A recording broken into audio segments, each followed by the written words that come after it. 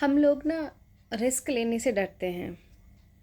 और रिस्क लेने से इसलिए डरते हैं कि हमें भविष्य का डर है कि अगर मैं ये रिस्क लेता हूँ तो न जाने क्या होगा। और रिस्क लेने से डरना इज़ ओके। फियर आना ज़रूरी है।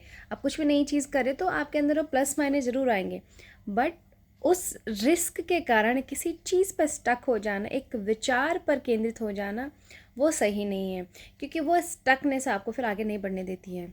आप लाइफ में अगर रिस्क लेते हैं तो आप नई अपॉर्चुनिटीज़ को भी पाते हैं। अगर आप रिस्क लेते हो तो आप बियॉन्ड एक जो फियर है उसके बियॉन्ड जाते हो। आप जब रिस्क लेते हैं नए दरवाजे लाइफ में खुल जाते हैं।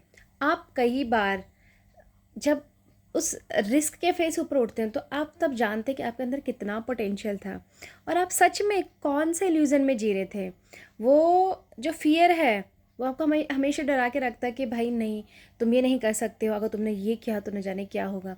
इन रियलिटी वो जो आपके थॉट्स होते हैं उसमें से मतलब आधे से ज़्यादा थॉट्स तो ऐसे होते हैं जो कभी रियलिटी के सरफेस पे आते ही नहीं हैं। वो कहीं आते ही नहीं है, वो बस चलते रहते हैं ऐसे ऐसे, वो टिकते ही नहीं है और वो रियलिटी में होते ही नहीं है। आप सिर्फ और सिर्फ अपने थॉट, अपने विचारों में उन चीज़ों से डरते हैं। तो रिस्क लो, जिसे बोलते हैं कैलकुलेटेड रिस्क लो। आपने जो निर्णय लिया है उस निर्णय पे आगे बढ़िए, कंटिन्यू रखिए।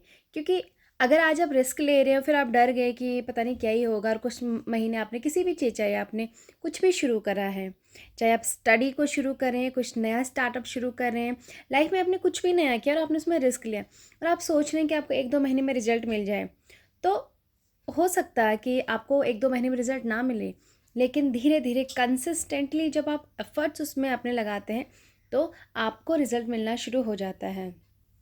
तुरंत कभी भी रिज़ल्ट नहीं मिलता है, और जो तुरंत रिज़ल्ट मिल भी जाए तो वो लॉन्ग लास्टिंग वे में अगर आप देखें तो वो कहीं ना कहीं वो लॉन्ग नहीं चलता है। जो एक्शन आपको तुरंत दे रहे हैं वो क्विक रिस्पॉन्स दे रहे हैं आपको, लेकिन आपको क्या चाहिए? आपको क्विक नहीं चाहिए, आपको लॉन्ग लास्टिंग चीज़ें चाहिए, और लॉन्ग लास्टिंग चीज़ें के लिए आपको पेशेंस रखने की बहुत बहुत ज़रूरत है। तो जब भी रिस्क लो आप पेशेंस रखिए, कॉन्टिन्यूस एफर्ट्स उस वे में डालते रहिए। आप आपको ज़रूर ज़रूर सफलता मिलेगी।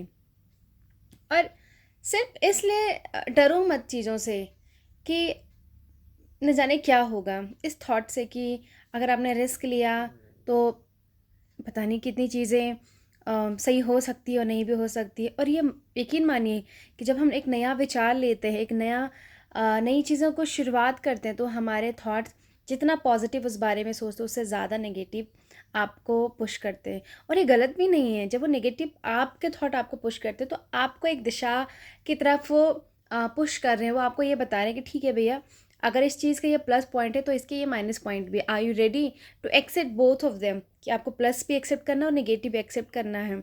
ये भी हो सकता है और ये भी हो सकता है, you have to be ready for both of them, right. अगर आप सोचे नहीं प्लस प्लस आएंगे तो भाई उस जर्नी में आपके साथ अप्स एंड डाउन होंगे। वो जो नेगेटिव थॉट्स आपको कहीं ना कहीं रिस्क में दिखा रहा था कि ये हो सकता है, तो अगर आप उन चीज़ों से घबरा गए तो वो जो जर्नी, वो जो सपना आप साकार करने जा रहे हैं वो नहीं कर पाओगे। तो ये जो नेगेटिव थॉट्स हैं, ये जो आपको रिस्क के टाइम पे संकेत करते हैं कि आपकी जर्नी में ये पॉसिबिलिटीज़ ये भी हो सकती है। जब आप उसको स्वीकारते हैं, अपनी जर्नी में आगे बढ़ते रहते हैं, एक न एक दिन आपको आपकी मंजिल मिल जाती है। इसलिए कभी लाइफ में ऐसा फेज़ आता है जहाँ पर आपको अपने लिए एक पथ चूज़ करना है, आपको क्लैरिटी नहीं मिल रही है, go for it.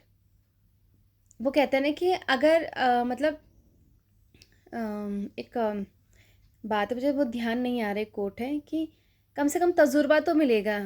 Actually I forgot that, but सच में अगर आप लाइफ में कुछ रिस्क ले रहे हैं, कुछ नए अवसरों के लिए आगे बढ़ रहे हैं, आपको भले वो मंजिल मिले ना मिले, लेकिन वो जो तजुर्बा है वो तजुर्बा आपको ज़रूर मिलेगा, और तजुर्बा आपके life long lessons, life long learning में काम आता है। तो आगे बढ़िए, नई चीज़ें सीखिए, नए स्किल्स को डेवलप कीजिए, और जो विचार आपने रखा है, जिस भी पथ पर आप आगे बढ़ रहे हो उसमें कंसिस्टेंटली वर्क करते रहिए, फोकस रहिए। एक ना एक दिन आपको सफलता ज़रूर मिलेगी। इसे विचार के साथ ये वीडियो समाप्त करती हूँ। अगर आपको ये अच्छी लगी तो डू कमेंट और लाइक एंड सब्सक्राइब। और अगर आपको पसंद है तो ऑब्वियसली आप अपने प्रियजनों को भी ये वीडियो भेज सकते हैं ताकि उनको भी कुछ इसे सीखने को मिले। बहुत बहुत शुक्रिया आपके वीडियो तक यहाँ तक बने रहने के लिए। Thank you so much. जय हिंद, जय भारत।